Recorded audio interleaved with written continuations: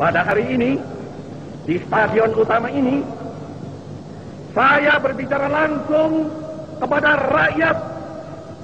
rakyat seluruh Indonesia.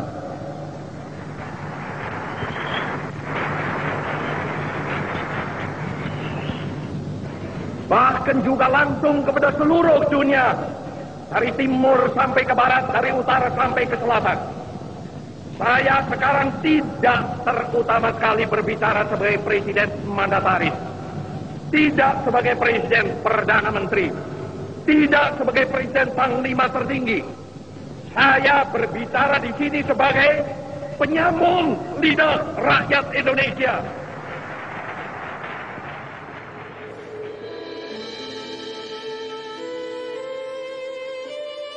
Siapa yang tidak kenal dengan sosok Insinyur Soekarno?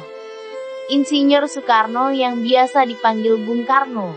Ia dikenal sebagai Bapak Proklamator dan Presiden pertama Indonesia.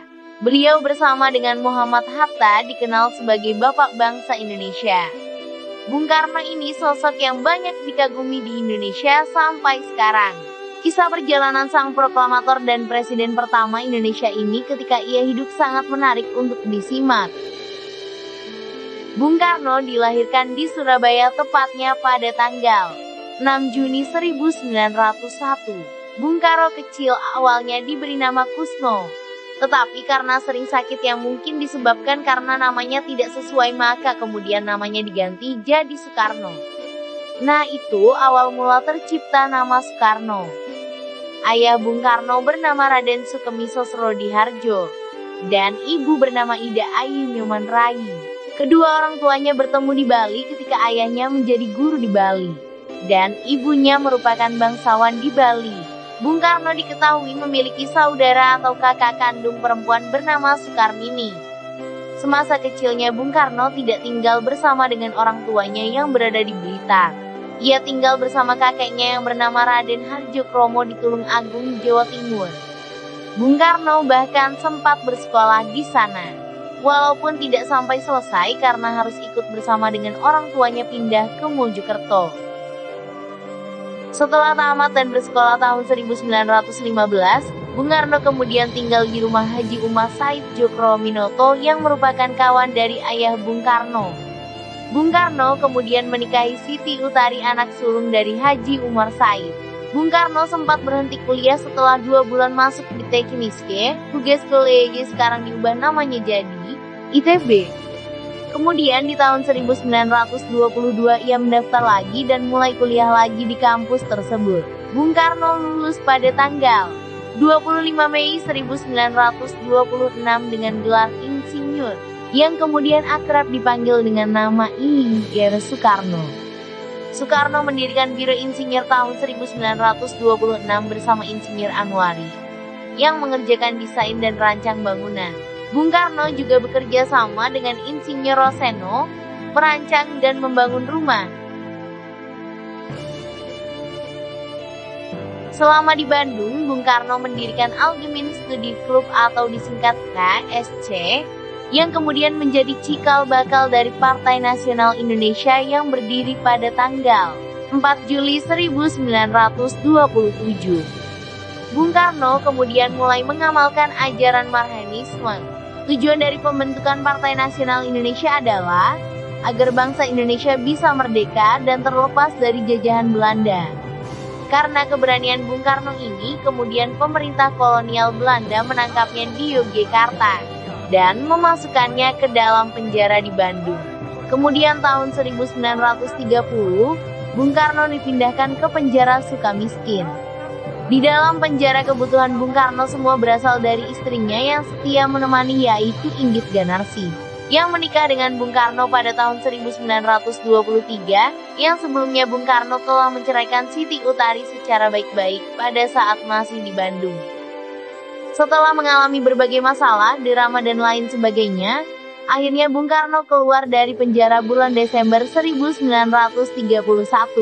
Bung Karno kemudian bergabung dengan Partindo pada tahun 1932, karena ia sudah tidak memiliki partai lagi dan ia kemudian didaulat sebagai pemimpin Partindo. Namun Bung Karno kembali ditangkap oleh Belanda dan kemudian diasingkan ke Flores. Di tahun 1938 Bung Karno kemudian dibuang ke Bengkulu.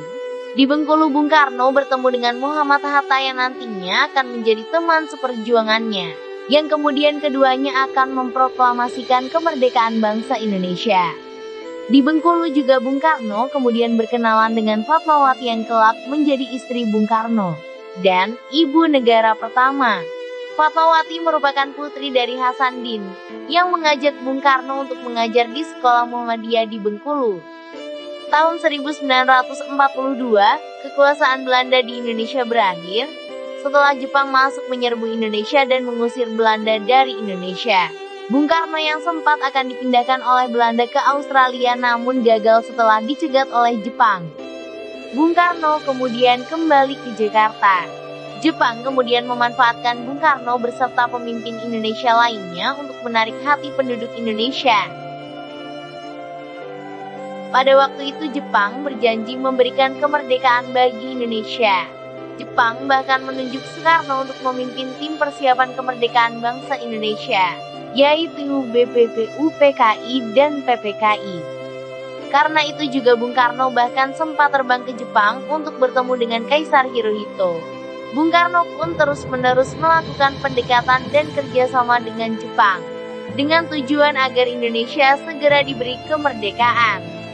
Segala persiapan untuk kemerdekaan Indonesia dilakukan oleh Bung Karno, seperti merumuskan Pancasila dan UUD 45 sebagai ideologi dan dasar negara Indonesia. Ia juga ikut dalam perumusan teks proklamasi kemerdekaan Indonesia bersama Muhammad Hatta dan Ahmad Subarjo.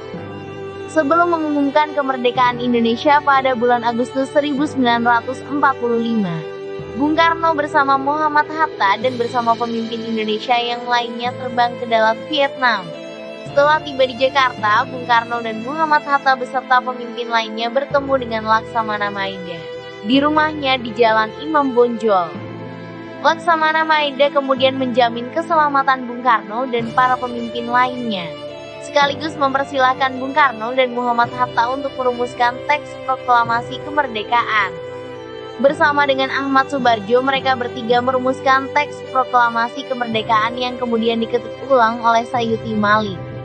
Pada tanggal 17 Agustus 1945, Bung Karno dan juga Muhammad Hatta memproklamasikan kemerdekaan Indonesia dari penjajahan Jepang, di mana pada tanggal tersebut juga diperingati sebagai Hari Kemerdekaan Bangsa Indonesia, di mana Pancasila kemudian dibentuk oleh Bung Karno sebagai dasar dari negara Indonesia. Proklamasi kemerdekaan inilah yang kemudian membawa Bung Karno bersama Muhammad Hatta diangkat sebagai presiden dan wakil presiden pertama Republik Indonesia dalam sejarah bangsa Indonesia.